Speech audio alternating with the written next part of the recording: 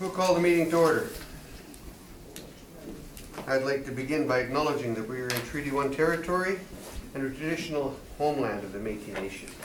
I'll introduce the panel members first. Linda McFadden to my left, Brent McIntyre to my far left. Our assessor today is Mark Truglio. And our administrative assistant today is Kelly Harrison. We'll be hearing applications for revision of the assessment roll in accordance with the Municipal Act. The matters for which revision is requested have been described in each application, and we'll limit discussions to those matters. The statements that applicants or the assessor make at this hearing are sworn testimony, and anyone speaking to the matter must be sworn in. Be advised that comparisons of assessment of properties are not considered evidence of market value by the Board of Revision. The Board of Revision is appointed annually by Council and is independent of it and the City Administration. It makes its decisions on the basis of the evidence provided at this hearing and issues a written order that will be mailed to all parties as soon as possible. Please note that the Board's decision with respect to an application may be appealed to the Manitoba Municipal Board if the matter pertains to the assessed value or classification, or to the Court of Queen's Bench if the matter pertains to the application of exemption from taxation. Should you wish to appeal, information on how to do so will be included with the board order. With respect to the hearing process, I will confirm the matters to be addressed with each applicant following the swearing in. We will then have the assessor's testimony followed by questions that the applicant may have, and then the applicant's testimony followed by questions. Each side will have an opportunity to summarize if they wish. Once all the evidence about an application has been brought forward, the applicant may leave. The process will repeat for each item on the docket today. The session will close after all applications have been heard, and the board will deliberate in private and make its decisions. You will receive the order by registered mail as soon as possible. As information, all public hearings are recorded and will be part of the public record. Swear them in, please.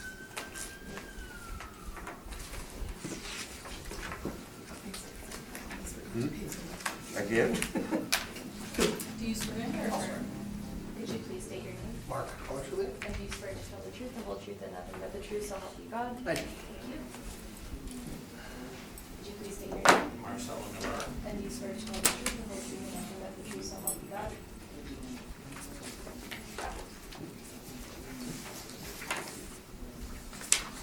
First property on the agenda for today is 287 Portage Avenue, and it's the amount of assessed value. Mark, when you are ready.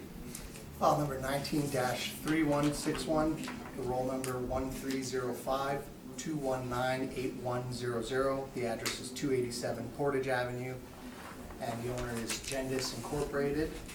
Roll year 2020, April 1st, 2018 reference date, and an assessed value under appeal $2,037,000. Classification 60 and taxable.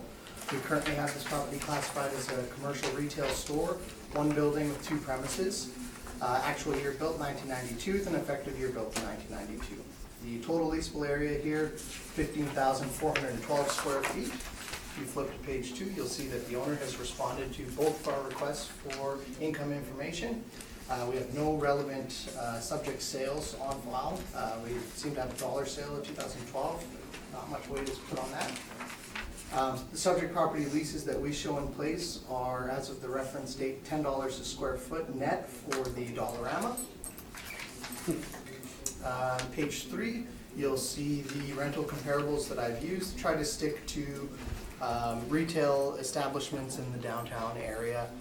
There's a range here in regards to net rent rates at $8.41 upwards of $16.19. If you flip to page 4, you'll see how the model has generated the income value for this property. We have the total potential rent of $181,208. And we have the two premises, one for the main floor and one for the basement area that, to my understanding, is being used by the store for storage. Actually, for this property, this is 287. Actually, I'm not certain they use this for storage purposes. But the vacancy that we've applied, 6%, the non-recoverable expense allowance at 2% and shortfall at $6.50 a square foot for a net operating income of $160,918. The cap rate applied by the model, 7.90%, for a total capitalized value rounded at $2,037,000. Page 5 is a summary of the income workup. Page 6, you'll see an aerial view of the, map view of the subject parcel. It's an interior lot on Portage Avenue. Page 7 and 8, you'll see some additional aerial photos as well as some street view photos of showing the frontage of the store. Page 9, you'll see the income and expense information as submitted to us by the owners. The only thing I'll draw your attention to here is that there are percentage rents in place here, so it's not just the base rent. There are percentage rents, and it amounts to, in this case, $56,629, and they show an NOI here of $150,141. Page 10 and 11 are just, page 10, 11, 12 are the remainder of the income and expense information, as well as the tenant verification form. Page 13 is our standard cap rate table. This property is a retail store, so you don't see the listing on here. This is something that the brokerage firms don't typically publish, and the city does have a similar process of looking between the 20th and 80th percentile in regards to sales of retail stores for establishing a range for cap rates. Page 14 is the Municipal Assessment Act, just some excerpts, and page 15 through to the back of the brief is just the standard addenda package provided by the city. That's my presentation. I'm open to any questions. I must be the only one that caught that. $1 for a dollarama.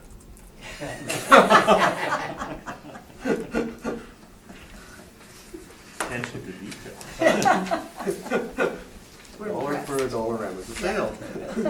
Right here. Right, yeah, I saw it. It's $1 for a dollarama. Marcello, any questions? I assume these parameters are all model driven? Correct. Okay. I don't know if you can speak to the capitalization rate at 7.90 and how the model is adjusting to that preciseness. Typically what we see is quarter points on the capitalization rate. So can you just, I don't know, speak to the reason as to how this model is actually predicting something that precise? Yeah, so in previous cycles, they've done some rounding in regards to the cap rates. The city took a new approach in regards to the rounding for, I think they rounded to the nearest, I want to even say, I've seen some 5.55, so they've done some rounding stuff that's different than previous cycles.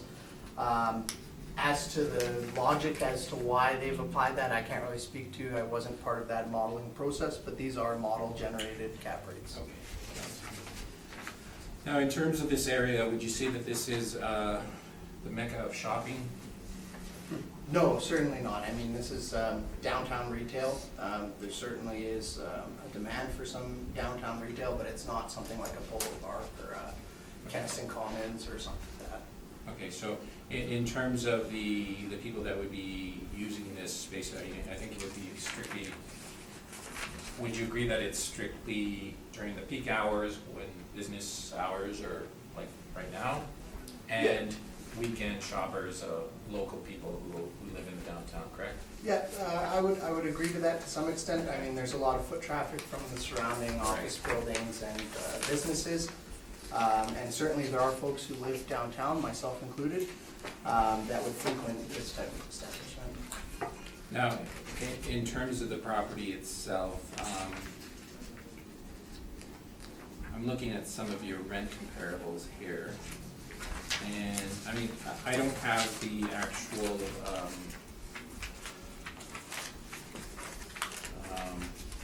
potential rents here, so you can't really calculate exactly what an average is here. I just did a rough average of your rents here, and it comes out to about $1,202. Do you have any preference in terms of which of these do you think is a fair representation of the subject?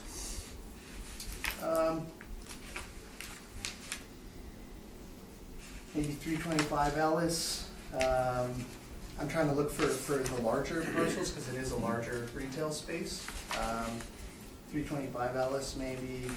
80 Rory. But yeah, I mean, these are all within the downtown area. There's certainly a range in the rents. And in terms of the size of the property, is there a decrease in terms of the rent per square foot as the property is getting larger? Correct, yeah, so the model in the sizing of a premise would apply a modifier in regards to the size. And those are my questions. Linda? Outside of the size issue, would you say that 262 Portage might be the most similar type of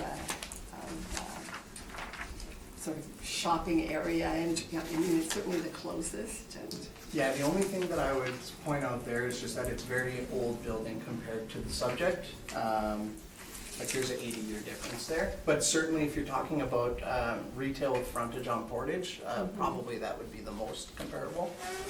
okay, But yeah, the age would be the big difference there. okay, thank you. That's all my questions. Brent? The mailer shows only the main floor as leasable area, and yet you've included the basement. Correct, yeah, so we had a basement premise on file for this particular property. The extent of the usage, I can't really speak to, but this was something that was in the city systems for this particular property. It does appear when you're looking at the mailer that it may be just a toss-in space to the main floor. But again, if I was looking at the mailer, I would interpret all of the income, not just the base rent for the main floor that's shown in the tenant verification form. Look at all the income for this particular property.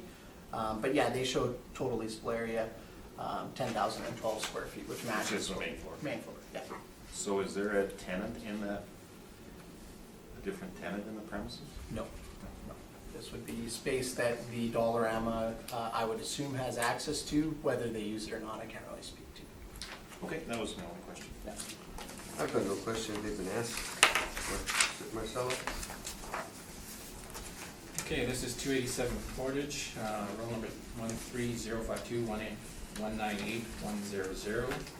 On page 2, you can see a front street view picture of the property. Page 3, you can see an overhead picture of it's located between Smith and Donald on the north side of Portage. We've already gone over the property details, so I'll just ask you to flip to page 7. So we've gone with market rent for the main area of $12 per square foot. We've assigned something to the basement area as storage. I don't think it has any more use other than storage, so we've assigned some value to it. An overall value of $9.20 per square foot, and again, $12 for the main area, $4 for the basement. Gives us a potential income of $141,744. In terms of vacancy, 6% vacancy, non-recovered expenses, which we include in all of our commercial properties except for apartments. Capitalization rate, we have a capitalization rate of 8%. And you can see the income summary on page 12. And again, I'll take you through this again. The income $141,744, 6% vacancy. That gives us an effective of $133,239. Non-recoverables of 7%.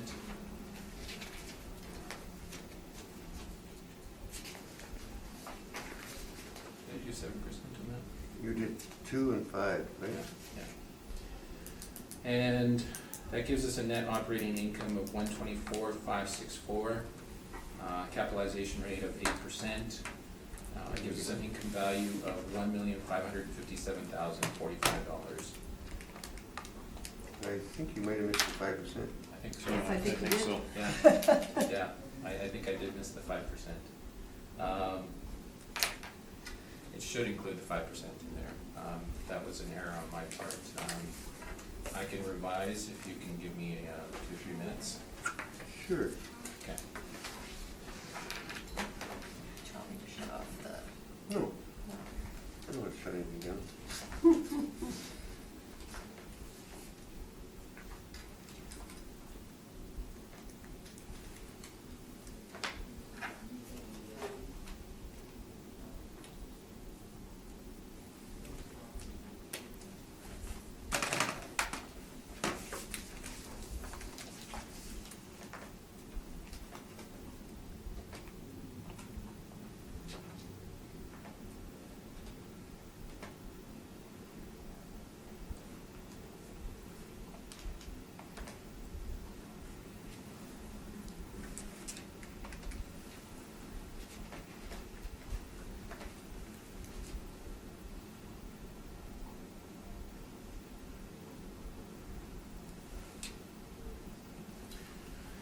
Okay,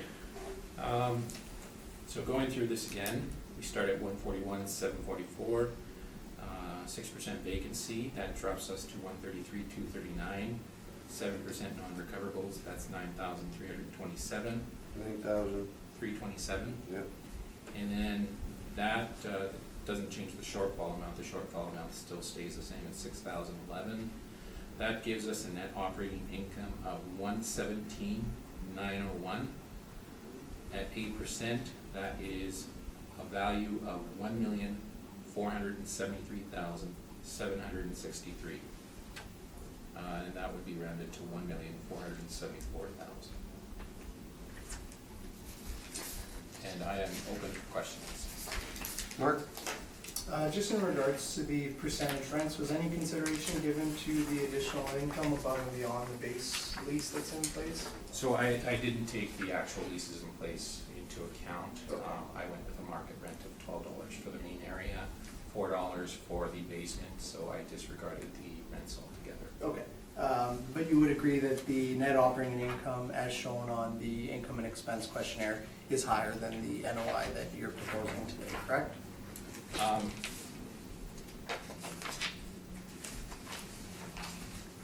Correct. The net operating income is higher. That is the actual. The actuals actually don't take into account certain allowances that we actually include in this process. So that is one of the reasons that it actually is higher, is that we're not including any type of, I believe, vacancy allowance here, nothing for non-recoverables, nothing for shortfall here. So there would be a difference between the two. No further questions. Brent? I have no questions. Linda? I have no questions. And neither do I. That will conclude the matter on the property at 287 Portage Avenue.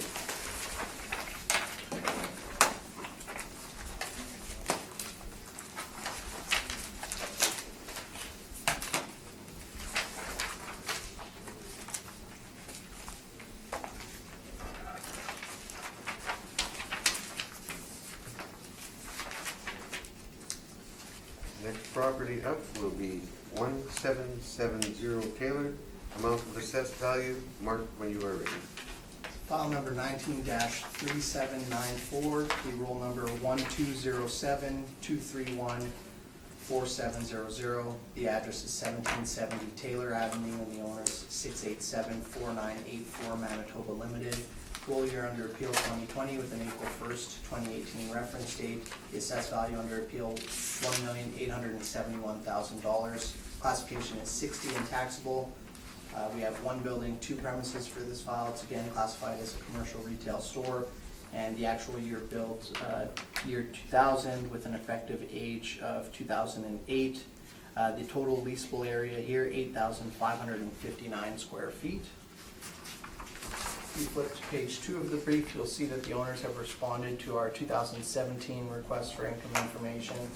And you'll also see that the last kind of relevant sale that we have on file for this property is in August of 2014 for $2,225,000. If you flip to page 3, you'll see the rental comparables that I've used for this particular property. There's a range here in regards of rents between $11.75 upwards of $27 a square foot net rent. Flip to page 4, you'll see the income workup as produced by the model.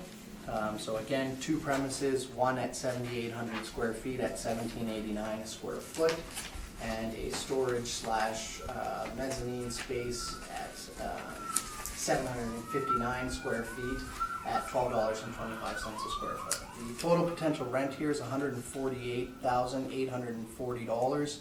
6% for vacancy, 2% for non-recoverable expense allowance, $650 a square foot for shortfall, for a net operating income of $133,774.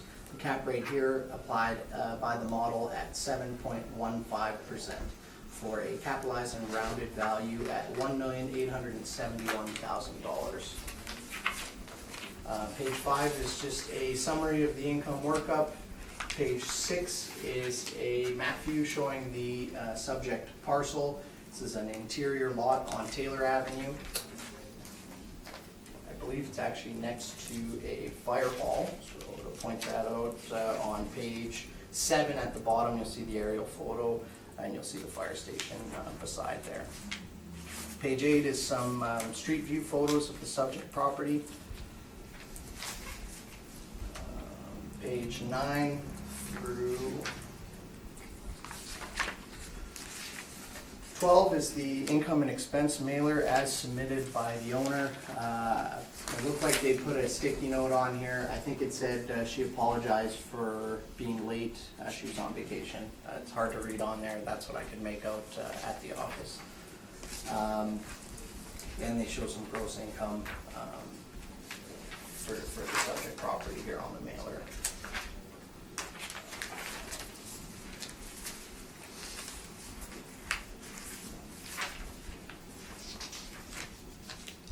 So page 13 is the property sale questionnaire. Again, showing the consideration paid and the sworn value at $2,225,000. They do indicate that that's the correct sales price. They don't appear to show it as a arm's length transaction, so keep that in mind when you're reviewing this. And it looks like there was some sort of tenant-landlord relationship there in regards to the sale. The only other thing I'll point out on here is that they list the condition of the property as very good. Page 14 is just the remainder of that property sale questionnaire, and then our standard cap rate and municipal assessment excerpts, and the standard city agenda package at the back of the brief. That's my presentation for this property. I'm open to any questions. Marcelo? Yep. Okay, so in terms of your rent comparables on page 3, I'm noticing that a lot of the comparables are coming from Pembina, Osborne, and I'm not gonna say that I'm any different. However, do you think that there is a slight difference in terms of this part of Taylor versus some other areas that are specifically retail oriented, especially Sterling, Lyon, McGilvery, even, I would say, even Osborne to an extent, and definitely Pembina. Is there a difference?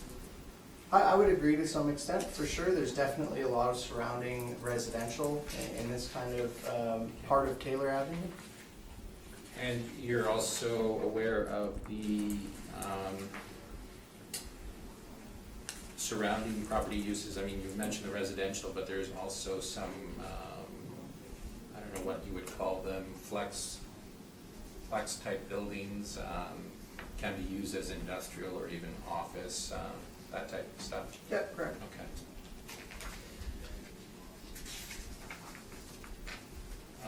In terms of the sale that you mentioned, there was a sale quite a few years ago. Would you consider that an arm's length transaction?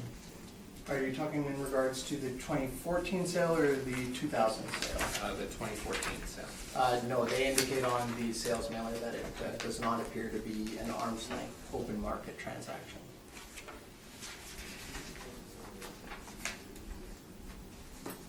And in terms of the capitalization rate, you used retail cap rate here?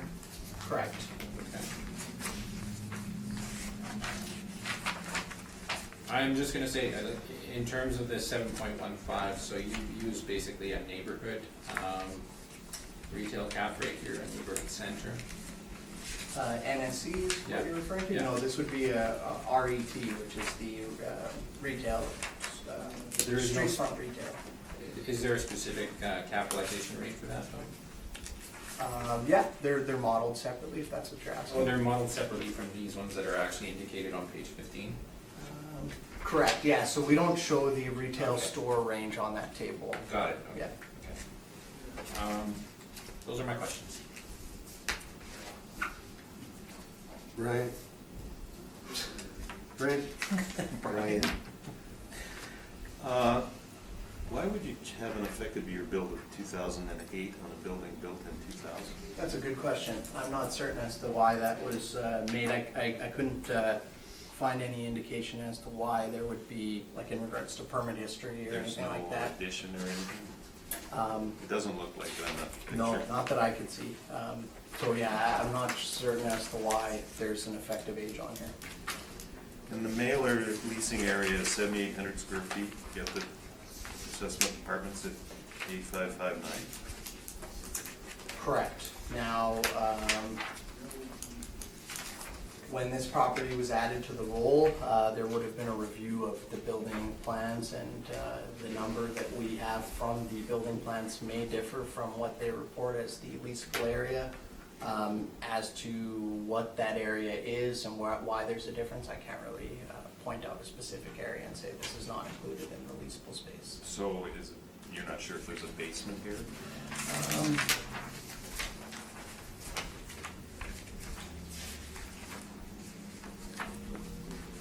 No, so if you look at the page 4, you'll see that we show storage / mezzanine area at 759 square feet. That's where the difference is coming from, so we have a separate premise for that.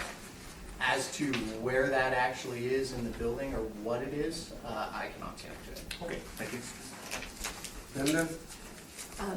That effective year built 2008, would that have an impact on what cap rate the model would be choosing from 2000? I don't think so, but I'm not 100% You certain. don't know whether to cut off Yeah, I don't know what dates the are. threshold would be. Okay, thank you, that's all my questions. Yeah. Is there actually access to the backyard, the back of it from that laneway, or do they have to go along the building? I'm not certain. There probably would be access, but that's speculative. It doesn't show. Yeah.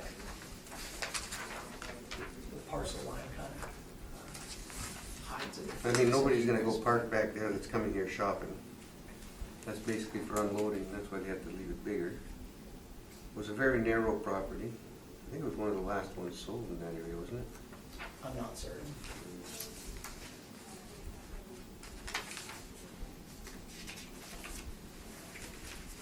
No further questions. Marcelo? Okay, 1770 Taylor Avenue again, 120723-14700. Page 2, you can see a front view of the property. This is the old Scoopin Way. On page 3, you can see some interior photos. This is the main area on top, the retail area in the back. You can see the pictures of the loading area. And again, you're not going to get a full-size semi inside this place, so the shipping is limited. On page 4, you can see a rear view picture of the property, and overhead picture on page 5. On page 6, if you turn over, you can see what a curious additional space is. So it is a mezzanine storage space. It's included here in the picture. We've also included it in our calculation.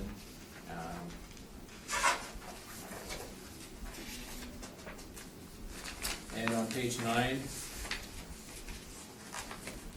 these are the comparables that we've looked at. We've gone with fair market rent, $14.50 per square foot for the main level and $7.25 per square foot for the storage mezzanine area.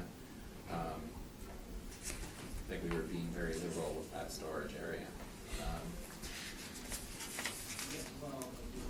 We applied a vacancy of 6%, non-recovered expenses of 7%. And in terms of the capitalization rate, we've gone with a 7% capitalization rate. So we have an end value of $1,434,398. Obviously, what we're asking for is $1,434,000. And that is the presentation. I'm open for questions. Mark? I have no questions. Linda? I have no questions either. Brent? I have no questions. Eric, what did you say the rent was you put on it? 1450. $14.50. $14.50? Yeah.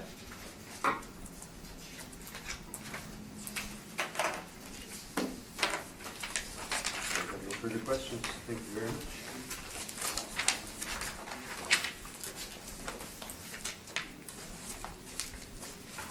Next property up on our agenda is 436 Main Street, amount of assessed value. Mark, when you were ready. File number 19-2584, the roll number 1306-088-0000. The address is 436 Main Street, and the owner is 684-1768 Manitoba Incorporated. The roll year 2020 with an April 1st, 2018 reference date. The assessed value under appeal, $1,718,000. Classification is 60, and the liability is taxable. This again, we have listed as a commercial retail store. It is a nightclub, but we have it under the retail store classification. 1 building, 5 premises, 3 stories. Actual year built 1903 with an effective year built of 1960. The total leasable area on file for this particular property, 18,276 square feet. If you flip to page 2, you'll see that the owner has responded to all of our requests for income information as well as the request for sale verification. They did indicate that there was a multi-roll sale, I believe involving 2 of the adjacent parcels. The total consideration there, I believe, $2,700,000, and that's in December of 2017. On page 3, you'll see the rental comparables that I've used for this particular space. Again, there's a range here. I tried to stick to the downtown area, and there's a range $8.41 upwards of $16.19. Page 4, you'll see the model applied parameters. There's a range in regards to the rental rates that are applied, and part of it is due to the various levels of the building. The upper levels would typically have a lower rent than the main floor. The range here, we also have storage and basement area for this property, so the rents range from $6.21 upwards of $13.41 for the main floor. Total potential rent here, $164,421. 6% vacancy allowance, 2% non-recoverable expense allowance, and shortfall at $650 a square foot for a net operating income of $144,337. The overall cap rate applied by the model, 8.40, for a capitalized and rounded value at $1,718,000. Page 5 is the income value summary. Page 6 is a map view of the parcel. This is an interior lot on Main Street, just south of McDermott Avenue. Page 7, you'll see some additional photos of the aerial view photos of the subject property.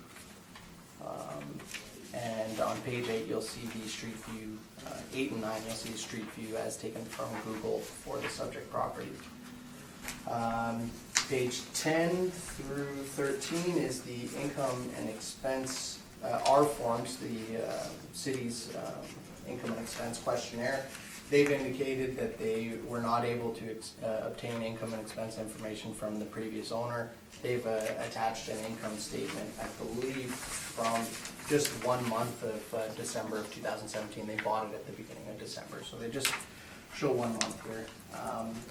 And they, based on a quick review, they don't appear to show. You look at page 15, you'll see that the Palomino Club shows a gross rent of $16,108.54 a month.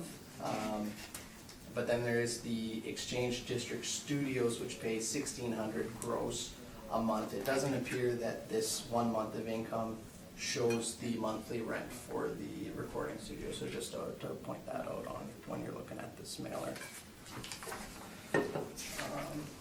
Page 16 again is our cap rate page, and again it's classified under a retail store, so it's not shown on here. The Municipal Assessment Act excerpts on page 17, and our standard addenda package through to the back of the brief. That is my presentation for this property. I'm open to any questions. Parcel. I have a question. Brent? The mailer on page 15 shows a leasable area, including the basement, of 15,921. Correct. Yet your leasable area is 18,276. Correct. So again, the new owners are reporting different leasable areas than what the historical city records were. This is something that we probably should review. But as to where that difference is coming from, I can't really speak to it. Do you know when it was last inspected? No, I don't have that information with me. Okay, thank you. Linda, I have no question. what's the heritage classification on this building? I'm not certain. I suspect that there may be a heritage designation, but I'm not certain.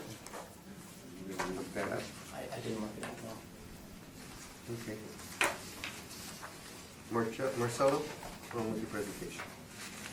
You can go with Marcello if it rolls off your tongue easier. Marcello? Yeah. Marcello, or what my Yeah, tongue might be here whatever. to Marcelo. I take both. I was gonna ask you what it was.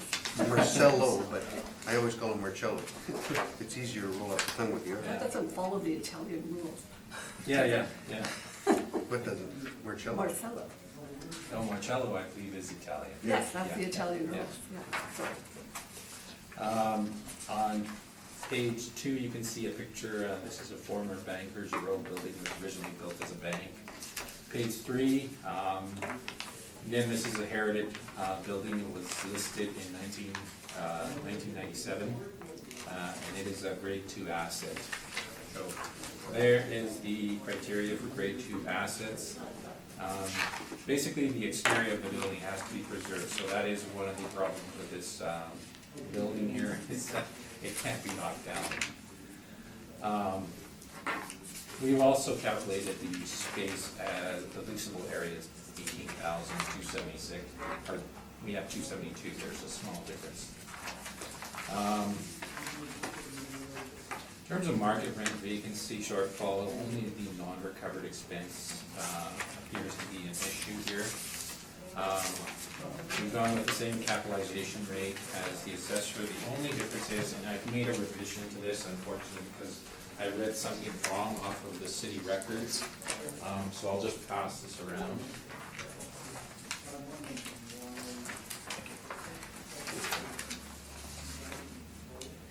Are you making a change? Yeah, this one, I'll explain the reason for it.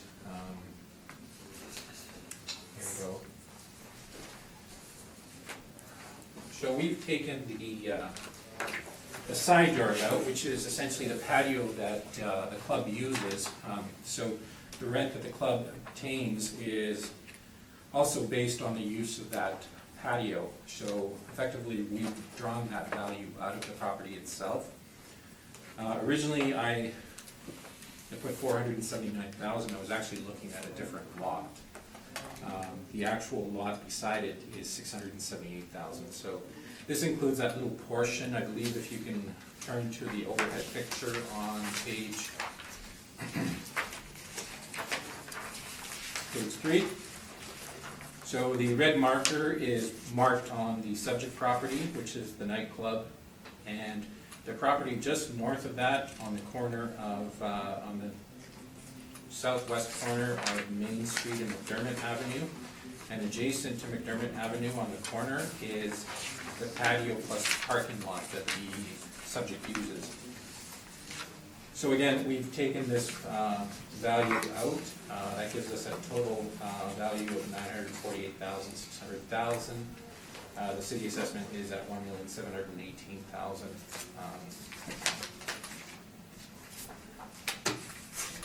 That is my presentation. And I'm open for questions. Mark? Can you speak at all to the leasable area? Do you know where that difference is coming from? Between the I&E and the... Yeah. Because our numbers seem close, but the mailer seems lower. Lower. Yeah. I can't speak to this, but what I will say is that the previous owner had noted it as 15,920. I actually have walked through this entire building. From my knowledge, there is the main area where the club is, plus there is office areas upstairs, and there is the basement area. So I'm gonna say that this area here, 15,920, is probably not reflective of what's actually there. I would say it's probably closer to what we have it at 18,000. I haven't changed it, I did walk through it, there's quite a, I mean, there is office areas above the club, so. Okay, and then just in regards to the sale, I know that there was a multi-roll sale and it involved some of those adjacent parcels. Yeah. Was there sworn values or anything registered with land titles for each individual component of that sale, or? So, the sale was registered as one. It was a multi-roll sale. It was bought by the same property owners that own 201 Portage. At this point, we don't know what their plans are.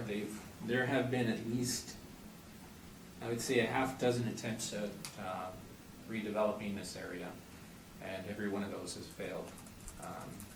So at this point, we don't know what the highest and best use is. There's certainly, in terms of the potential, there may be some potential down the road. We don't know about it at this point. It would be speculating, but I think what they were trying to do was assemble the property at that point, so they were highly motivated to buy these properties. I don't think it's a reflection of what the value of the property as is what it had as an office building or a retail building. Okay, and then just the adjustment that you're making here in the revision is just based on the assessment of the adjacent parcels, correct? Yeah, so in any type of property that we have where we have a parking influence or an influence where another adjacent parcel is essentially contributing to the lease of the main property, we'll take that off. If it's a parking lot, we'll take it off. In this case, it's a parking lot / patio. We've taken off that value. Yes. And then they include it though on the rent roll, the patio, correct? That's right. That patio is included in the rent of the property. Of the main floor? Yeah, the main floor. Okay, gotcha. No further questions? Brent, I have no questions. And I have Linda. no question. the patio, as you called it, is no longer the same as it was. It's been changed back then, wasn't it? They opened up the wall. That's right. I mean, they're contiguous. And, I mean, it's, like, I haven't been to the top, so I don't know. But I mean, I have seen people walking, into it, so it's obviously a part of the main property. It used to be closed when it was Yeah. allowed to be a patio with smokers on it. Yeah. Now the smoking laws changed, they just opened it up. So, but that property 440, that's under, they still own that one, it's just under a different roll number, is that not correct? Correct. And that was the other roll number that they bought with this one. Correct, yeah. So I mean, I think there was 3 roll numbers. Yeah, there is the other. the 410? Yeah, the other property right beside the bank on the other side. Yeah, that's 410. Yeah. So all 3 of them put together. So this one over here, Yeah, and this one over here. and then you take the assessed value of those two, it will go over 600,000. Yeah, It shows you there. okay. See, they haven't appealed those yet.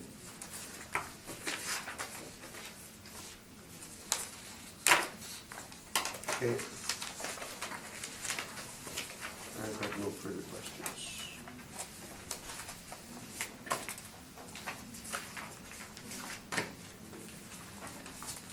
That concludes the matter for the property at 436 Main, correct?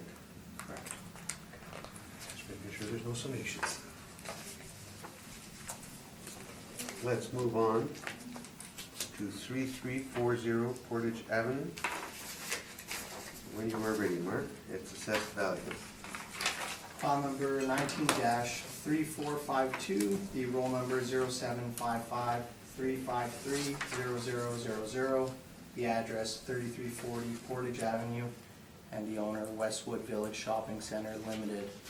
The roll year 2020 with an April 1st, 2018 reference date. The assessed value under appeal $1,681,000. Classification 60 and taxable.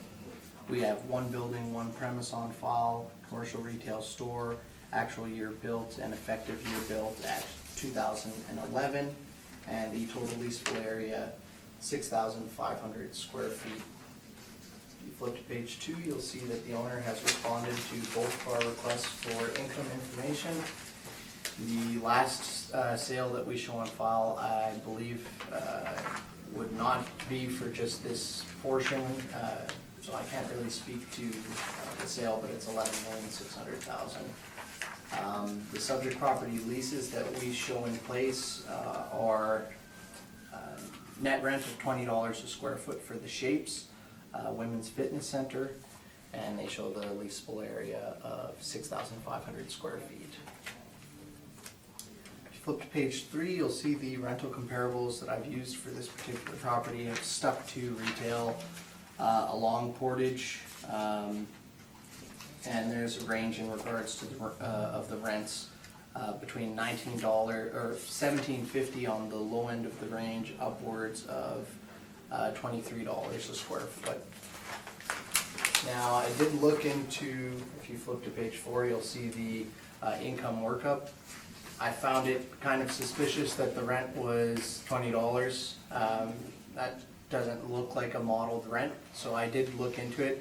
It looked like through our percentage change review of this property, an assessor had made a decision to override the rent at $20, which matches the actuals for this property.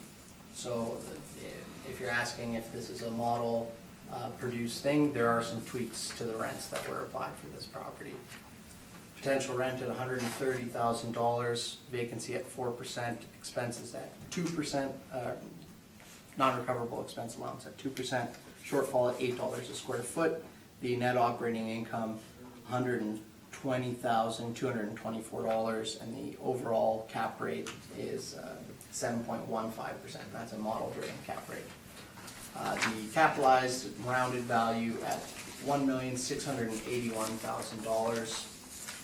Page 5, you'll see a summary of the income workup. Page 6, you'll see that we have a weird parcel shape for this property. And when I asked my supervisor about it, he said that this was based on a previous building arrangement. The parcel needs to be updated and probably merged. I believe the ownership is the same for the remainder of the shopping center there. So this is a candidate for a merge. In this cycle, we haven't done that, but it probably should be looked at going forward, and it's on our radar. In regards to the value presented today, the parcel arrangement really doesn't have any effect on the income valuation. Page 7, you'll see some additional aerial photos of the subject property. Again, it's a Shapes Fitness Center. Page 8 is some street view photos of the building. Page 9 through 13 are what was submitted by the owner. So we have the income and expense questionnaire. Again, we've matched the rental income here to the net rent that's shown in place for the subject.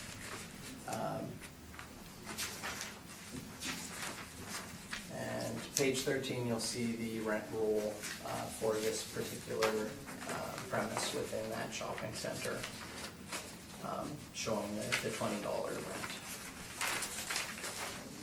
Page 14 is our cap rate table. The thing that I'll point out here is we have it classified as retail store, but when you look at the valuation on page 4, you'll actually see that we use the NSC, so it would get the same kind of cap rate as you would see for the neighborhood shopping center. So there was some degree of considering it as part of that shopping center in the valuation, but the replot hasn't gone through yet to fully merge those two parcels. Again, we have at the back the excerpts from the Municipal Assessment Act, as well as the city's addenda package. That's my presentation for this property. I'm open to any questions. Marcello? Everything is model driven? No, no. Like I Except said, for the rents? everything else appeared to be model driven. The rent was definitely overridden. Okay. Now, regarding comment, you said that the parcel arrangement has no effect on the income valuation, correct? Correct, so yeah, the current parcel lines that you see there, they wouldn't affect, because we've tagged it as NSC, they wouldn't affect the income valuation. It's getting. We are looking at the fee simple interest, correct? Correct. And not the leasehold interest? Correct. Okay. So would you say that a property with no parking has an issue? Yeah, potentially, there would be an issue in regards to the parking. I mean, the ownership of the adjacent property is the same. But we are looking at a fee simple, correct? Correct. Okay. Those are my questions. Brent? I have no questions. Linda? I have no questions. My questions were around that plotting. I mean, it wouldn't have been built without the parking. The permits would not have been issued unless the parking was supplied by Correct. the other side, correct? I was gonna come to a question on that. What would it have been if you'd have done, what would your cap rate have been if you'd have used it as a neighborhood strip mall? The neighborhood mall? Yeah, that's what It would you be see almost a there. power center, wouldn't it? Nope, the 7.15 is based on neighborhood shopping center. Okay, what would it have been if you'd have changed it? You said you didn't use neighborhood shopping center. Didn't use retail store. Yeah. So you used that, and you went 7.15. Yeah. So why did you drive it down at the lower end? Because it's more part of a neighborhood shopping center as opposed to street front retail. Yeah. So it's more appropriate to use the NSC property type class to drive the cap rate for this property. Okay, Marcello, on with your presentation. I guess you're gonna talk about cap rate, right? That's the only thing left, I right? don't see anything else to talk about. So we're talking about non-recoverables and the cap rate. If you wanna just change, flip to page 8, that's our difference, okay? So we've applied a 7.5 capitalization rate to it. Did I do this 2% again? You did. I did. That'll change it. If you don't mind, if you wanna take a break, maybe, a break? That sounds like a good idea, Yeah, actually. I will revise this. We're gonna take a few minutes. I could give them the number. I could give Yeah, you could have the number, because I think Linda's already done it. Oh, really? She's ahead of you on it.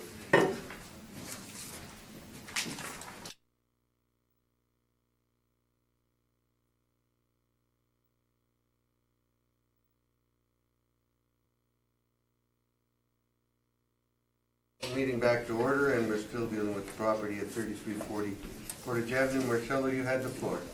Yeah, okay, so, I've looked at the value again and made the revision, 124,800 effective market income.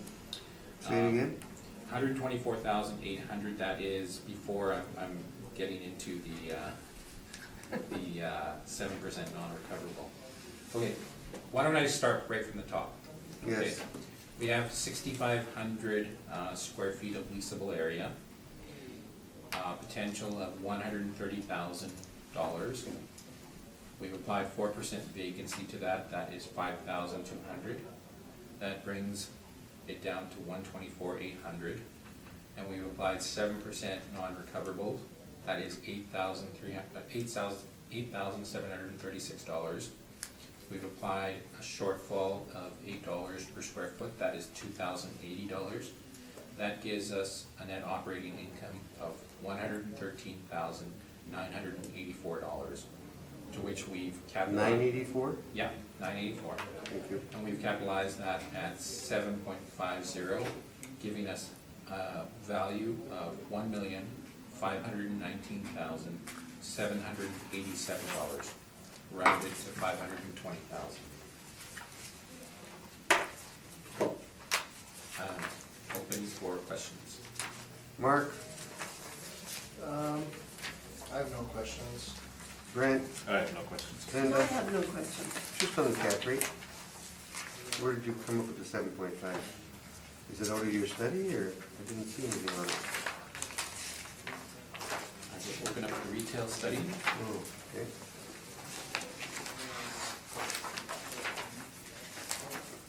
age? I'm thinking more compression for last cycle. So if we're saying little to no compression, it would be 7.50. And again,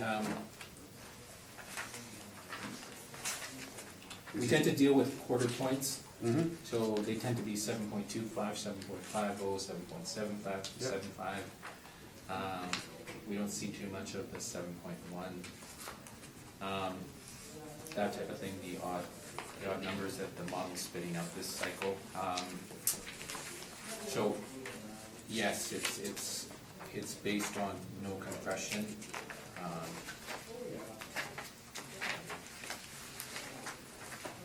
So it should show it here somewhere. Yeah, There is a chart. Page 12. Page 12? Cap rate stuff you're looking at? Yeah. yeah. What's the capital study? I grabbed the wrong one. Which property? Um, Right, this one. any one of them, they all have. Yeah, I don't have those captions today. Oh, here it is. You got it. I'm all right.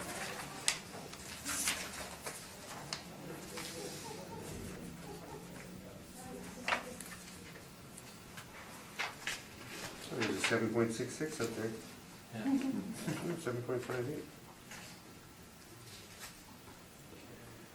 So our average and our medians are hovering around 7, but we have some varying age going all the way from 9.33 to 5.92. So what do you have in the year 2011 at that range? The closest thing would be I don't know what Jefferson is really. See if there's anything on Portage here. Portage here, it says 7.34. The age That's was 1970. 1970. Yeah. It could be a tad high. Yeah. Yeah, it's just, I thought it was a little higher than what I was used to seeing, and I didn't Yeah. see. Can I add a comment? Yes, you may. Just in that, when you're looking at this table, if you look at the cap rates that are,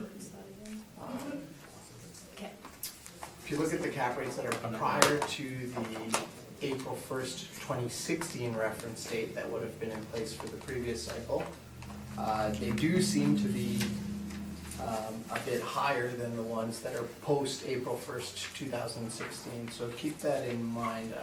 When I reorganized this table based on the sale date, the average was different for pre-April 1st, 2016 and post-April 1st, 2016. So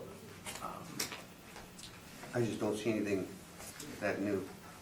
yeah, correct. Yeah, but yeah, just the comment in regards to the compression, it definitely seemed that the ones that were post-April 1st, 2016 were a bit lower. So that would indicate, to me, based on this sample, some compression. Marcella, were you done? Yeah. Just my question that I asked you? Never did.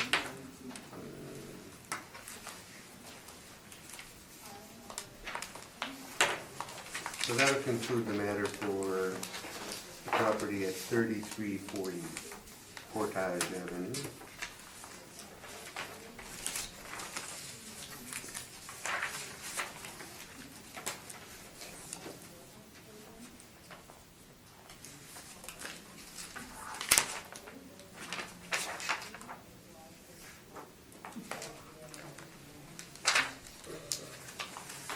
Next property up will be 2627 Portage Avenue. Mark, when you are ready, it's on amount assessed value.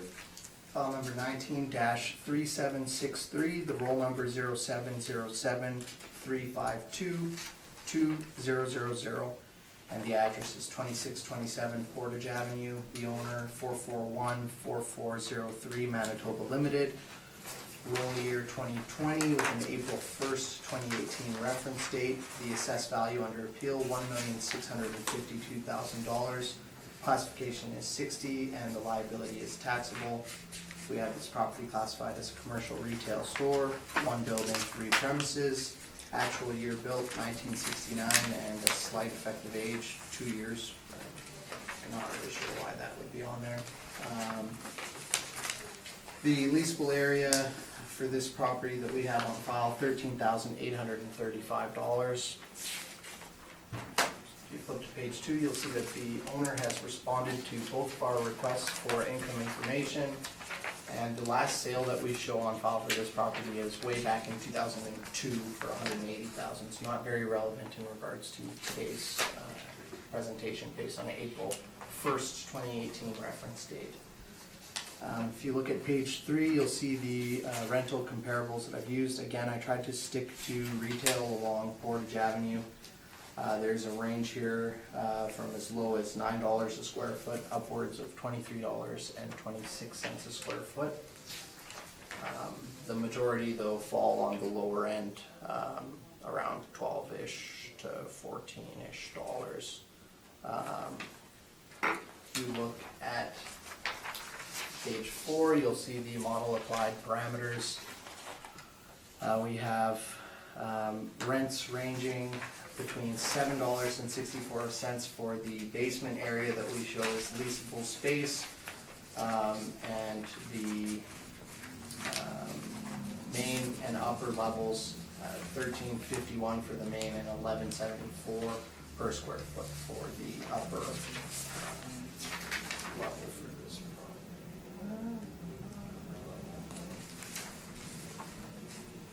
No, we don't have an upper level, it's a 1-story building.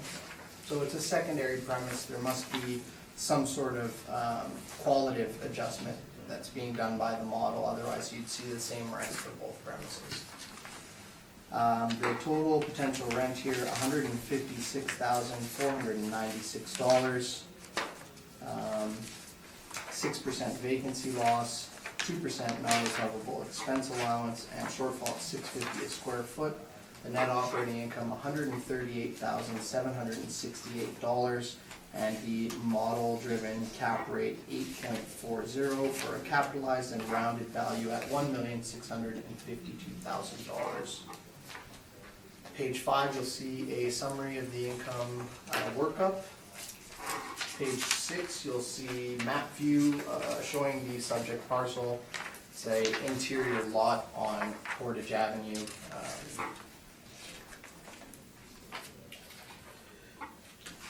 Page 7, you'll see some aerial photos of the subject property.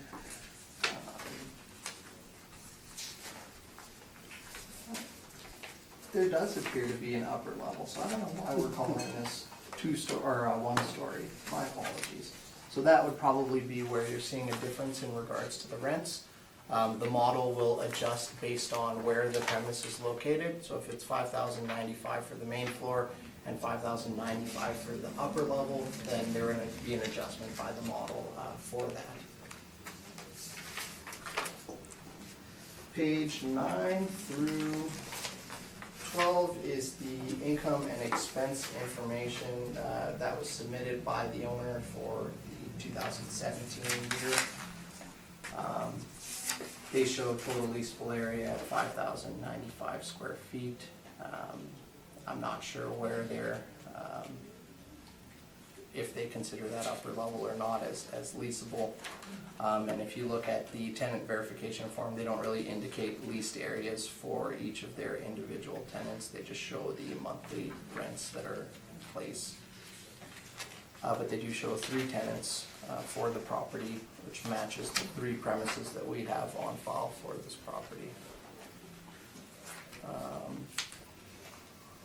Page 13 is our standard cap rate page. Page 14 is excerpts from the Municipal Assessment Act, and then our standard City of Winnipeg addenda package through to the back of the brief. That is my presentation for this property. I'm open to any questions. Marcello.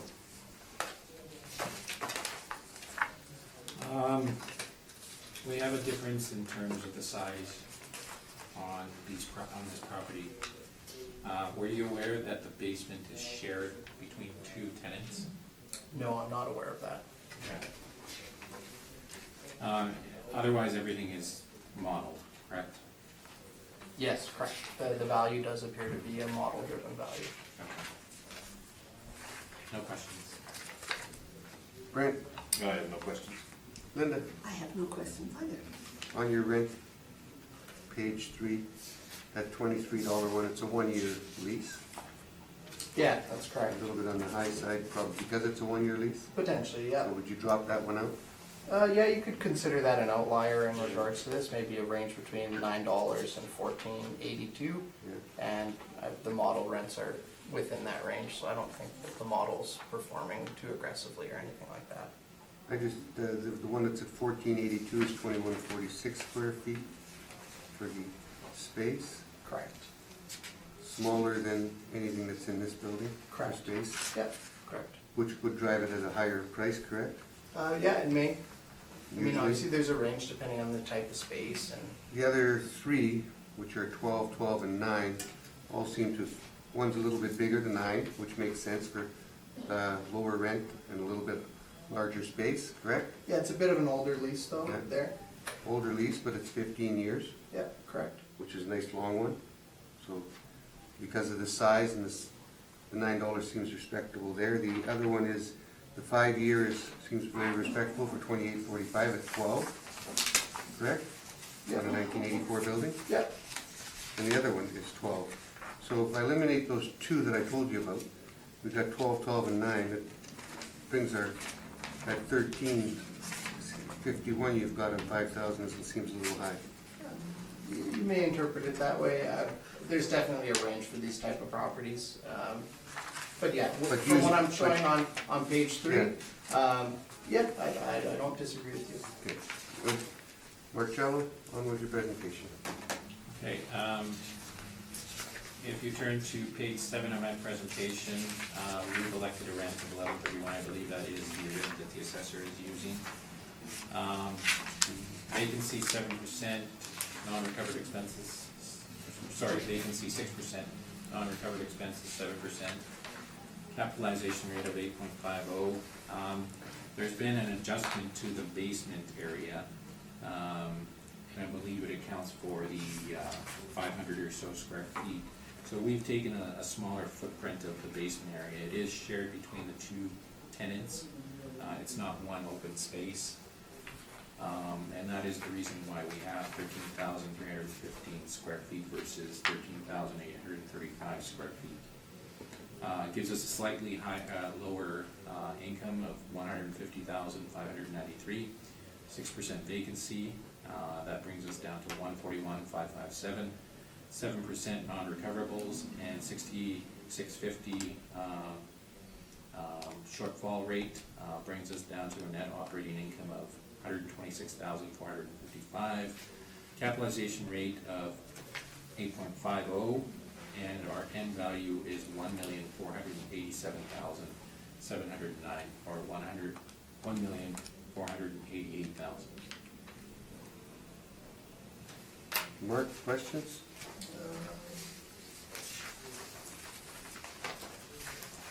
No, I think we're close on the cap rate. We seem pretty close in regards. I think you used our rents, correct? Correct. So no further questions. Brent, I have no questions. Linda?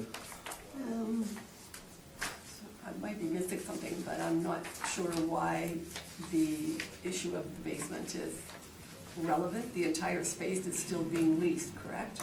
Whether it's shared or not, it's still all being leased. I think what we're saying is that not all of it is being used as storage. And it's being used by 2 different tenants as opposed to 1. So one would have access to half of it, but what we're saying is that not all of it is being used. So I'm assuming that from our side, somebody has actually taken the time to actually go and measure this out and determine that there is a smaller basement footprint in there. Not by much. Not by much, no. We're talking 500 square feet. 500 square feet less. Yeah.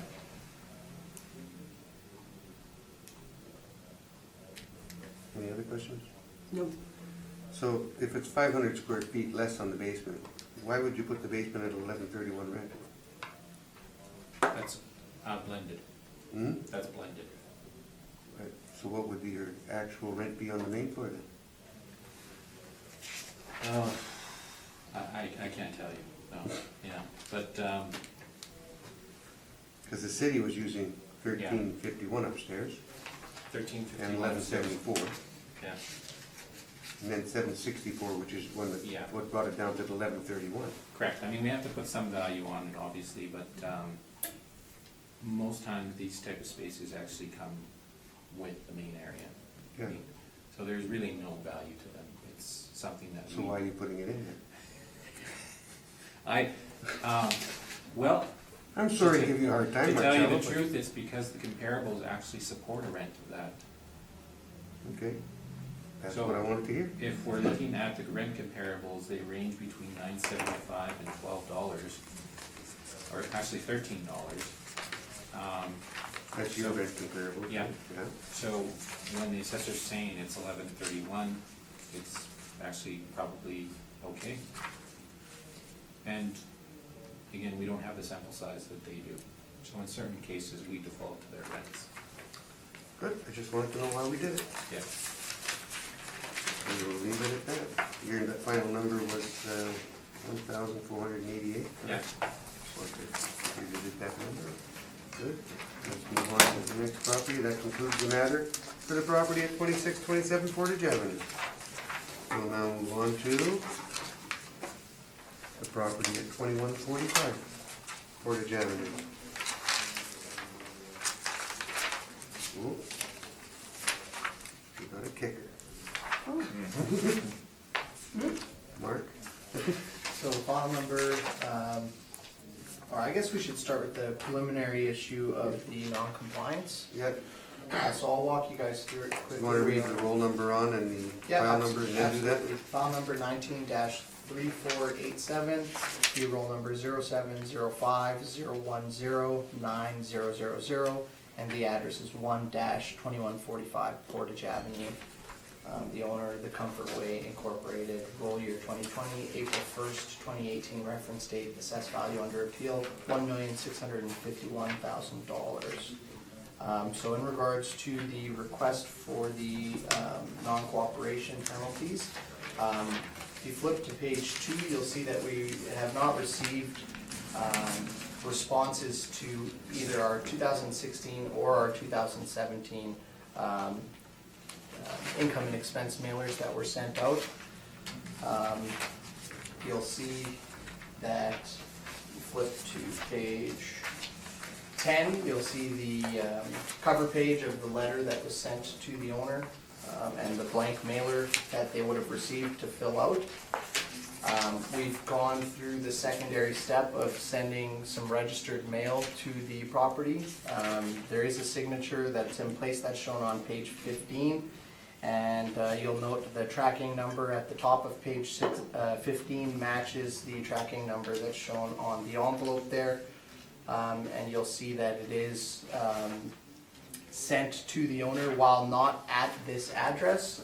It's at the mailing address that we have on file for that owner, 262 Marion. So it does appear someone has received the registered mail for this property. But again, we have not received any response to the request for income information. Marcello, are you challenging it? I spoke with the owner and they actually submitted the required form afterwards, late. So I'm not challenging it. They said that they missed the deadline By quite a bit. by a year. Oh. Yeah, they missed it. You're right, you start. Okay. This is Comfort Way Incorporated, 2145 Portage Avenue, roll number 070501109000. And on page 2, you can see a picture of the property. It is an older property, built in 1951 with an effective age of 1970. Gross floor area is 15,778 square feet, and the leasable area is 13,777 square feet. The property is located on the northwest corner of Portage Avenue and Duffield Street. The land area of the site is 21,310 square feet and is Zone C2 community. In terms of the highest and best use, we believe the highest and best use to be the current use. The analysis, we are looking at the physical state of the property as of today, but with a reference date of April 1, 2018. And this is strictly for assessment purposes. Purchase to value, there is the direct sales comparison approach, the cost approach, the income approach is the more preferred method. In terms of potential rent, on page 7, we've elected a potential rent of $11 per square foot, produces a potential rent of $151,547. There are comparables. Vacancy allowance of 6%, shortfall of $650, non-recovered expenses of 7%. In terms of capitalization rate, there is some capitalization rate evidence again. The capitalization rate that we've chosen for this one is $850. Yeah, I believe there's just a slight difference between us and the assessor. So the end value is $1,495,405 or $1,495,000.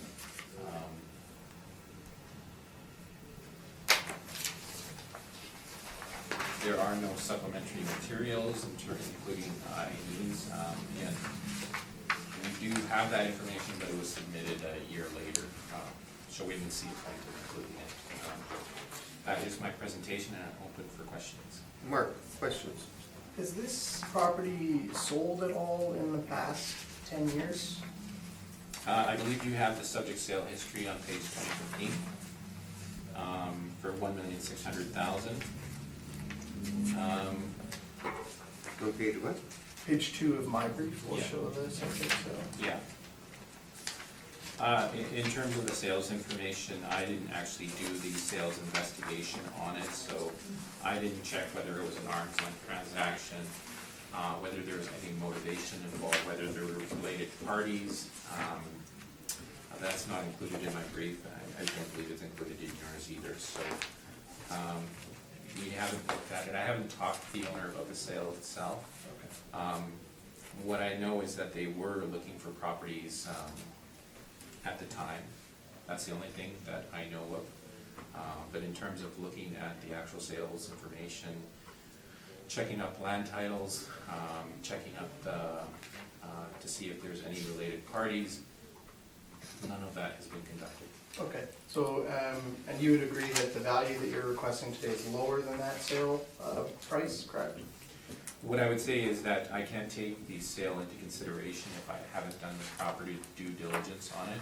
Okay. So what we do is we aim for something that is appropriate in terms of rent, apply the applicable allowances that we allow for, and look for a capitalization rate that we think is appropriate.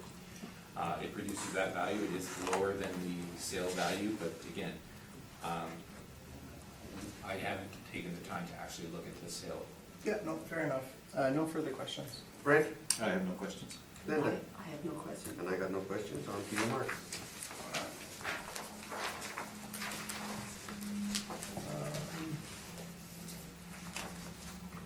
So we have one building, 7 premises on file for this property.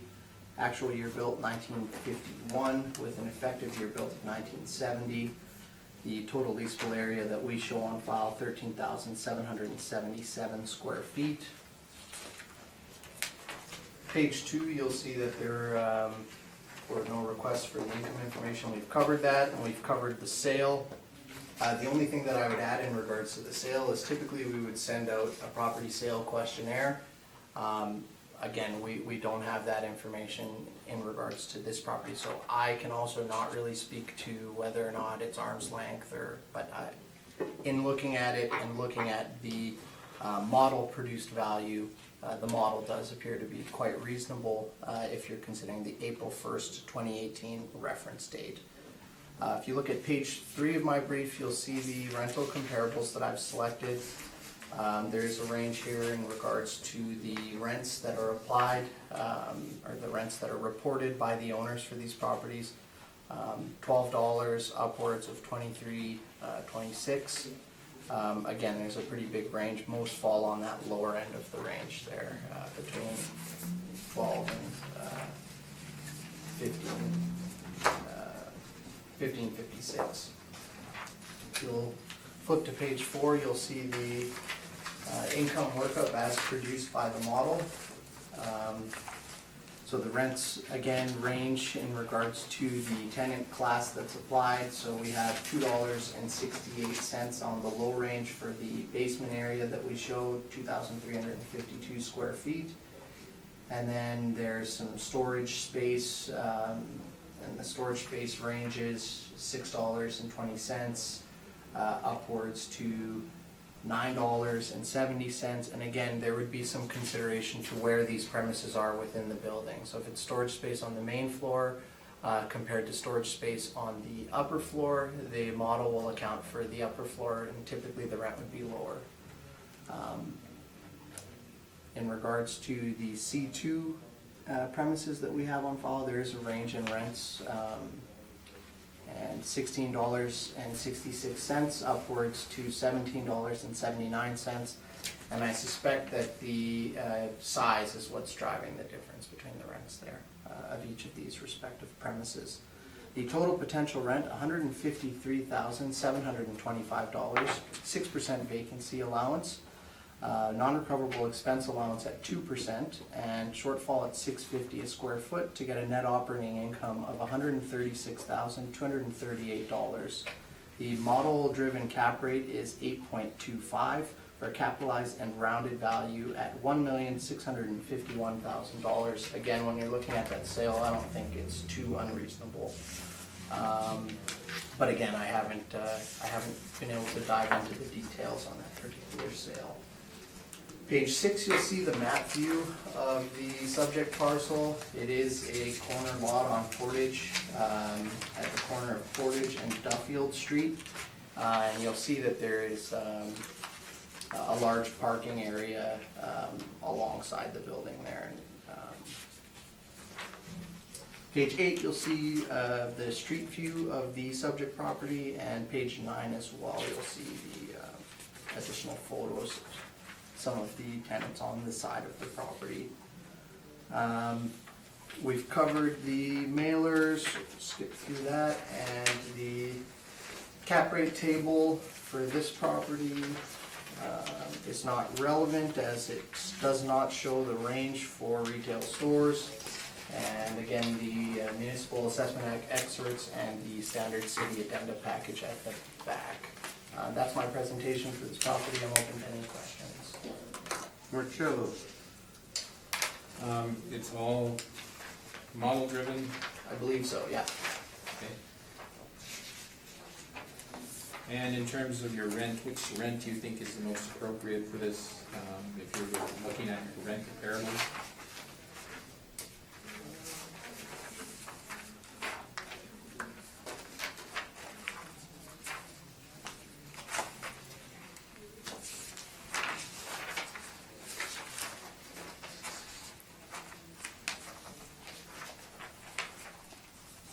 I think we'd probably go with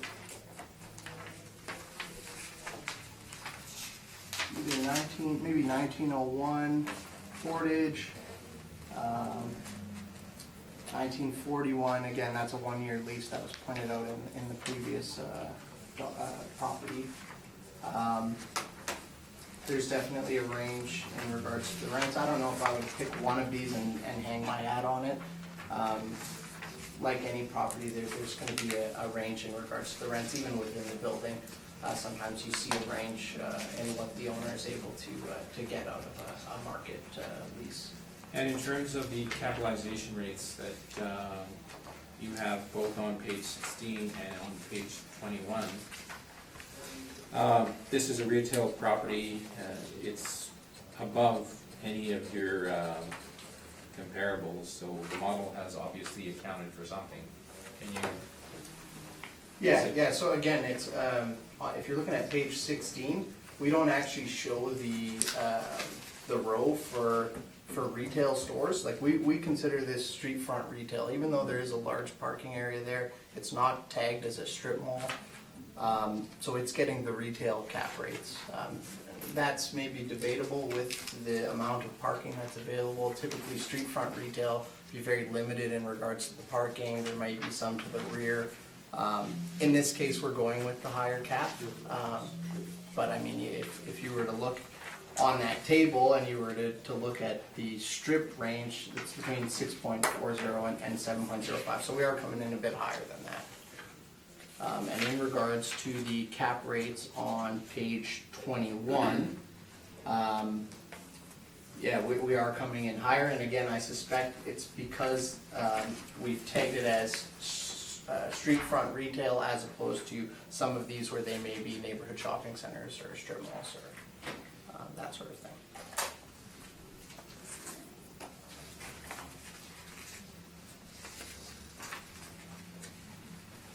So would you say that the age is something that's probably contributing to the higher than normal capitalization rate, correct?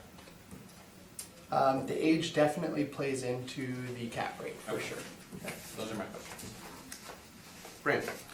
What's your overall rent? You were to Half take- a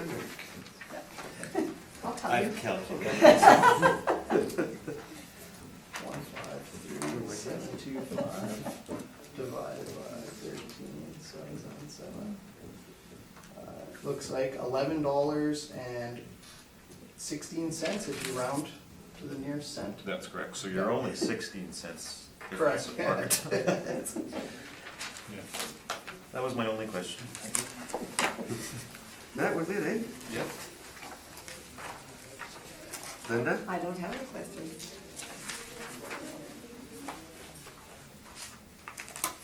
Here, it's just a couple grand. This is the old treehouse building. Have you ever been in this building? No, I have not. Have you ever been in it, Marcella? I have. Isn't it an old grocery store? It No, it's an was. old treehouse before that, after that though. Treehouse to go, they made all the pine wood Yeah, and all that kind of stuff they used to do, because they built it in the past. that's what was the Warehouse thing. space. And there's been two things since this. Yeah, It's now a pot store. now it's a pot shop. Go to your local shopping. What's that, much higher back? I am good.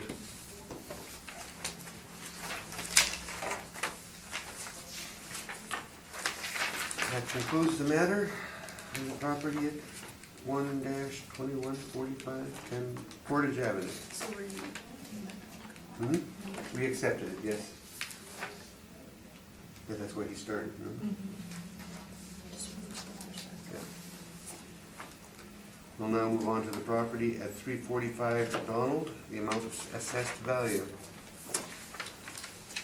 File number 19-4464, the roll number 1309-601-9300. The address is 345 Donald Street, and the owner is Exhale Corporation Incorporated. Roll year 2020, April 1st, 2018, reference date. The assessed value under appeal, $1,575,000. Classification is 60, and liability is taxable. We show one building, 3 premises, actual year built of 1926 with an effective year built of 1975. The leasable area on file for this particular property, 32,128 square feet.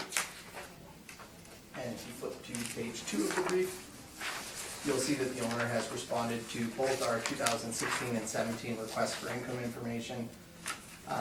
No sales history for the subject property, and the subject property lease that we show in place, leasable area at 15,800 square feet, and a net rent of $8.70 a square foot for the giant tiger.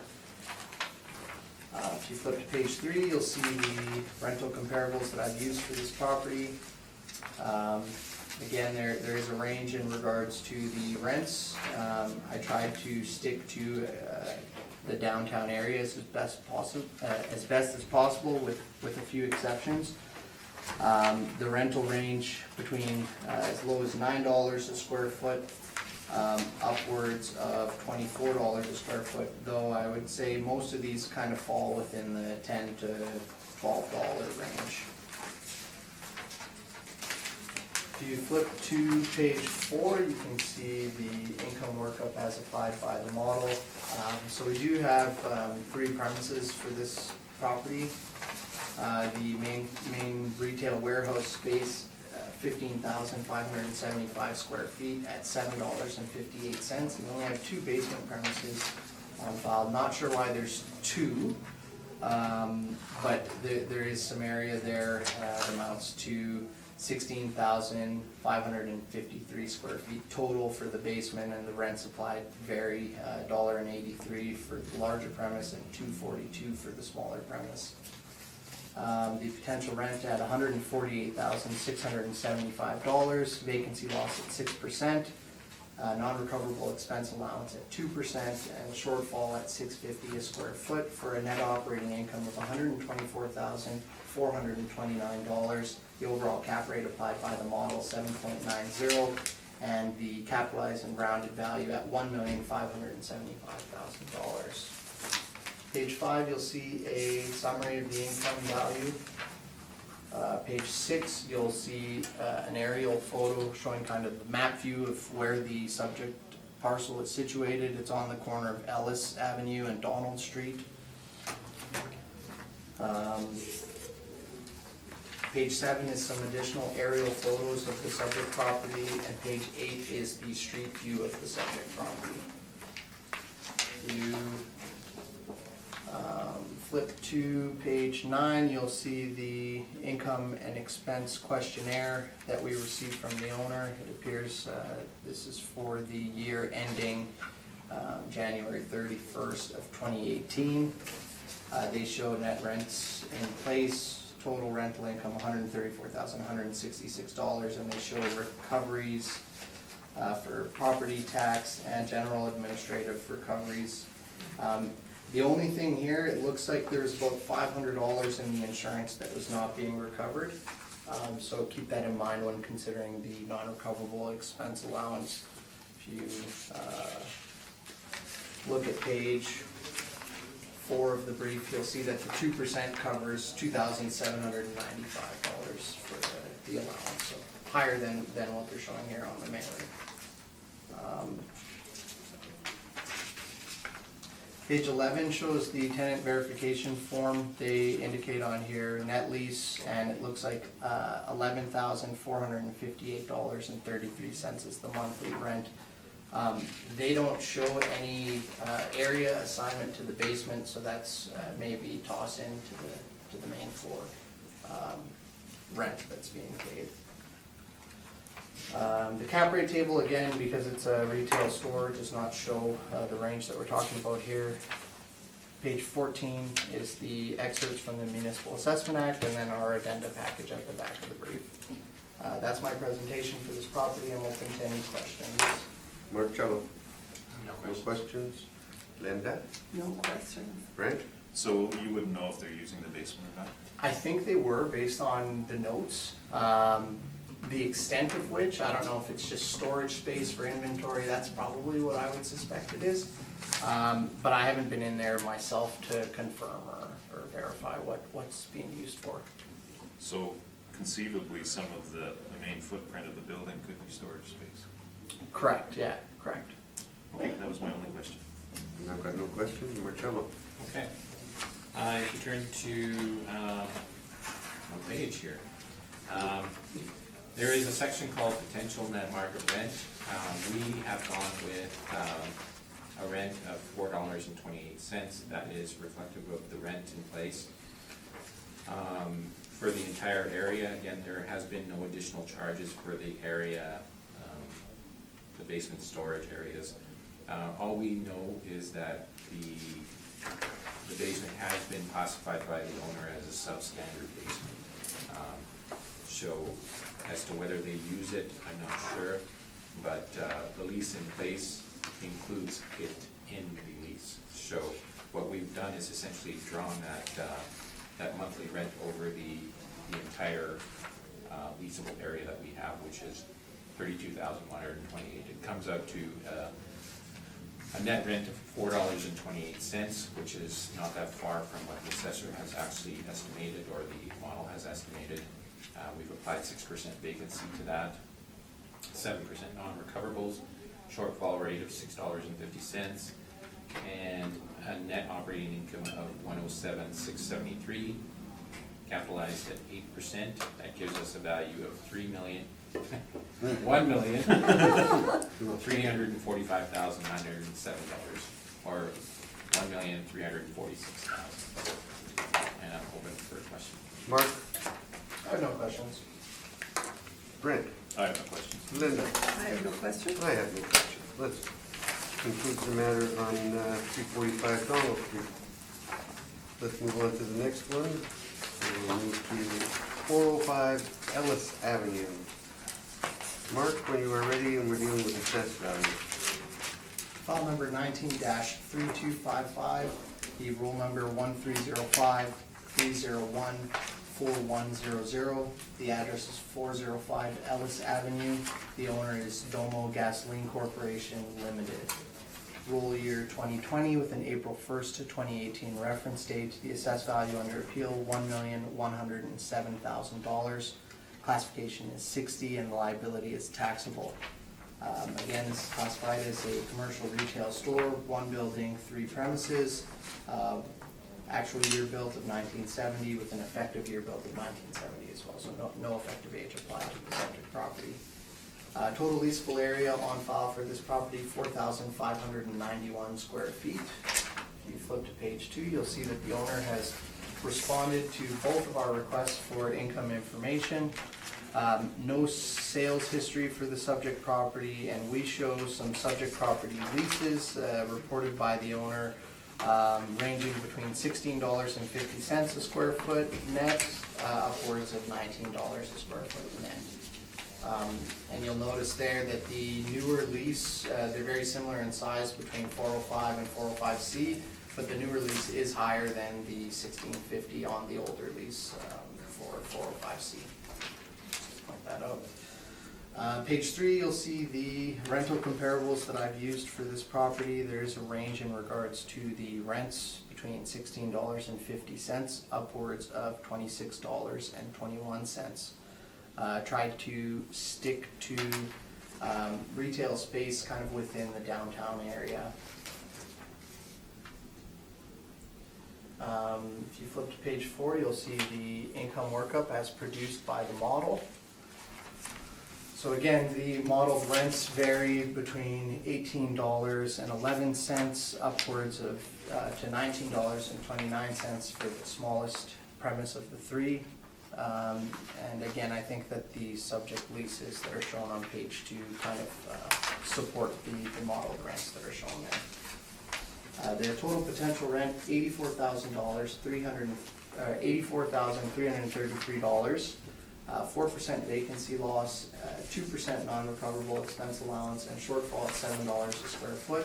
The net operating income is $78,056, and the overall cap rate applied by the model at 7.05%, for a capitalized and rounded value at $1,107,000. Page 5 is just a summary of the income workup. Page 6 is the map view of the subject property. So you'll see that the subject property is located just north of Portage on Ellis Avenue at the corner of Ellis and Kennedy. It's a small strip with a few tenants in there, and that's shown on the additional photos on page 7. You'll see an aerial view, and page 8 where we show the street view of the subject property.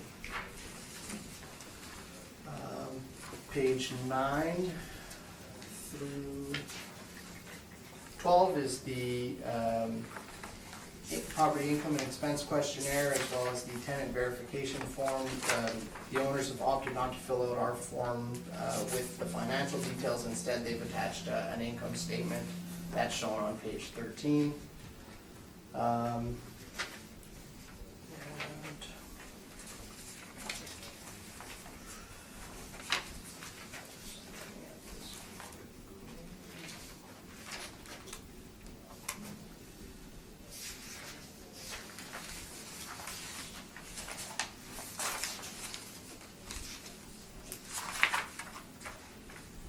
Yeah, you can see that most of these, they show the basic rent, they show some parking revenue, and they do show it as net rent for the space, and it's reported it to us as such. Most of the expenses look okay and acceptable. The only thing that I would point to is the building depreciation shown on page 14. I'm not sure how that would be calculated. I don't know if I would necessarily include that. And when you're looking at the net income, the NOI 73,980, if you were to remove that building depreciation, you'd be right in the wheelhouse of what the model is producing for this particular property at an NOI of, that's the wrong brief. Our NOI is $78,056, so I'd say pretty accurate if you're reviewing the income statement. The back of the brief, again, there's the cap rate table, not very relevant for retail stores. Some excerpts from the Municipal Assessment Act on page 17, and the addenda package through the back. That is my presentation for this property. I'm open to any questions. Everything is modeled? It does appear that way. Yeah. So you mentioned that the rents in place are close enough to market, correct? Correct. Would there have been an option to override and just go with the actuals?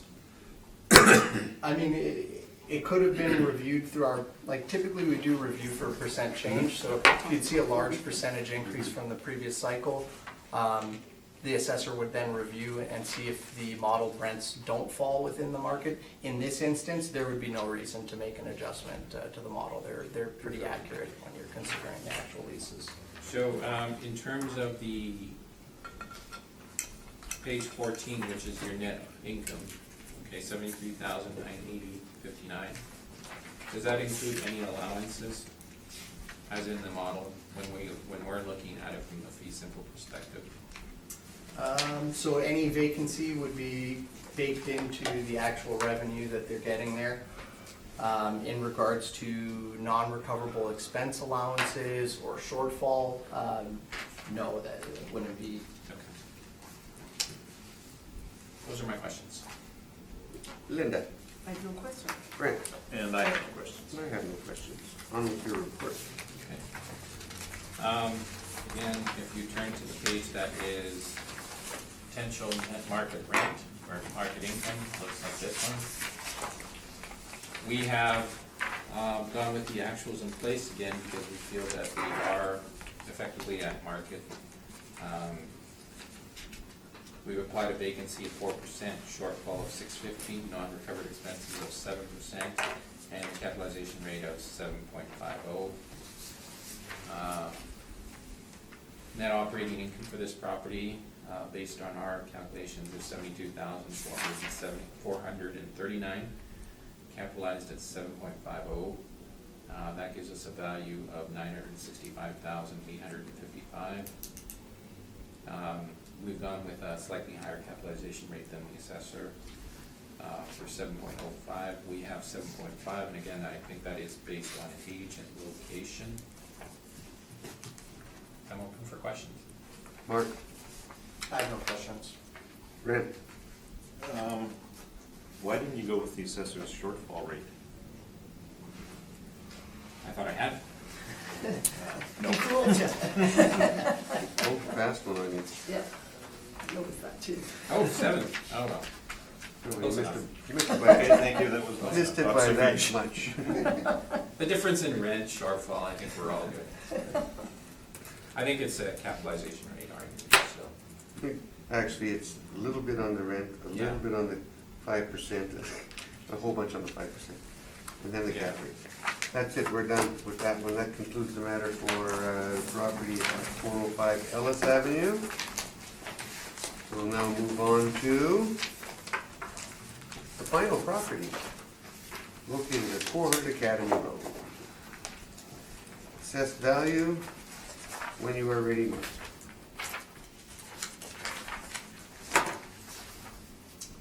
File number 19-2456, the roll number 1205-005-6000. The address is 400 Academy Road, and the owner is Uptown Ventures Limited. roll year 2020 under appeal with an April 1st, 2018 reference date. The assessed value under appeal, $1,017,000. Classification is 60 and liability is taxable. We have this property classified as a commercial retail store, 1 building, 5 premises, actual year built of 1983 with an effective year built of 1983. The total leasable area we have on file for the subject property, 5,786 square feet. If you flip to page 2 of the brief, you'll see that the owner has responded to both of our requests for income information. There are no sales, no relevant sales in the history of the subject property. And the subject property leases that we show reported by the owner as net rents are ranging between $23.10 a square foot to $25.72 a square foot. If you flip to page 3, you'll see the rental comparables that I've used for this particular property. There is a range in regards to the rents between as low as $16 a square foot, upwards of $25 a square foot. If you flip to page 4, you'll see the model of 5 parameters. The rents range, and they vary based on the tenant class. We have some basement premises shown for this property. The rents there range between $4.69 a square foot and $4.71, and then the main floor areas vary in the rents between $18.67 a square foot and $25.87 a square foot. The total potential rent here, $89,658.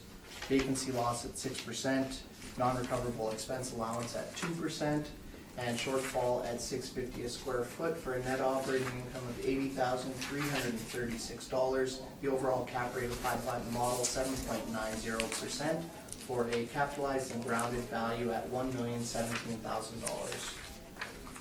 If you flip to page 5, you'll see a summary of the income workup. Page 6 shows the map view of the subject property. This parcel located on the corner of Waterloo Street and Academy Road with frontage on Academy. Page 7, you'll see some aerial photos of the subject property, and again, you can see that there's some parking to the rear of the subject property. Page 8 is the street view that shows the parking area as well as a small patio area on the side of the restaurant, the pizza restaurant. Page 9, you'll see the income and expense questionnaire as submitted by the owner. Now, the thing with the income and expense questionnaire here is they've submitted for multiple properties, not just this particular roll number. So you'll see they've got 35,443 square feet here. And if you flip through to page 13 where you see the rent roll, you'll see that it's including leases for other properties other than the rent. So it's hard to kind of, and I apologize too, with these forms, trying to compress them on a standard sheet of paper like this, the numbers are very small and difficult to read. But you'll see that there's tenants on here that aren't part of this particular building. Just wanted to kind of point that out. And on page 15, when you're looking at the statement of earnings and co-owners' equity, I suspect it's the same thing here, that they're including more than the revenue for just the three premises in the basement for the subject property that we're discussing today. Page 16 is the cap rate page. Again, retail store does not show up on here. Page 17 is excerpts from the Municipal Assessment Act, and page 18 through to the back of the brief is the standard city addenda package. That's my presentation for this property. I'm open to any questions. Marcello. No questions. Linda. No question. Brent. And I have no questions. Have you booked Valentine's Day at Goose Creek? Marcello, you're up. Okay, so again, this is a small retail building. Houses chiropractor and Pizzeria Gusto. The city has an effective date of 1983 on this. If you turn to page 7, Obviously, this is not overpaid, but we've gone with the rents in place, which are close enough to the model. And we feel that this is an accurate representation of what the market is. 6% vacancy allowance, 7% non-recoverable, shortfall of $650, and you can see the summary on page 12. Net operating income is $74,645. 8% capitalization rate, that gives us a value of $933,069.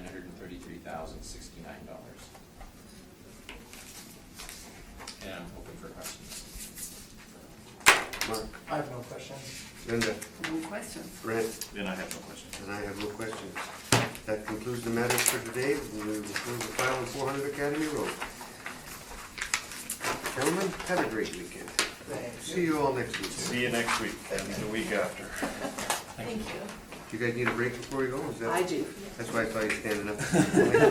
We've got hurrying stands, I figured, just maybe. Right?